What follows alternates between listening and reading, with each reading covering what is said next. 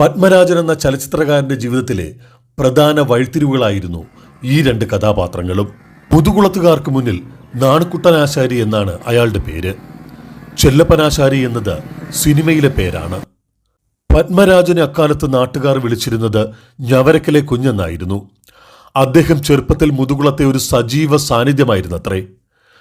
പിന്നീട് അദ്ദേഹം കഥകൾ എഴുതാൻ തുടങ്ങിയപ്പോൾ മുതുകുളത്തെ പലരും കഥാപാത്രങ്ങളായി. ഒപ്പം നാണുക്കുട്ടനാശാരിയും ജീവിതത്തിലെ തകരയും. സിനിമയിൽ തകരയുടെ വേഷമിട്ടത് പ്രതാപോത്തനായിരുന്നു. ചെല്ലപ്പനാശാരി നെടുമുടി വേണുവും. ജീവിതത്തിൽ നിന്ന് സിനിമയിലേക്ക് അവരെ അപ്പാടെ പറിച്ചു വയ്ക്കുകയായിരുന്നില്ല പത്മരാജൻ. അതുകൊണ്ട് തന്നെ ഇവർക്കും സിനിമയ്ക്കുമിടയിൽ ഒരൽപ്പം ദൂരക്കൂടുതലുണ്ട്.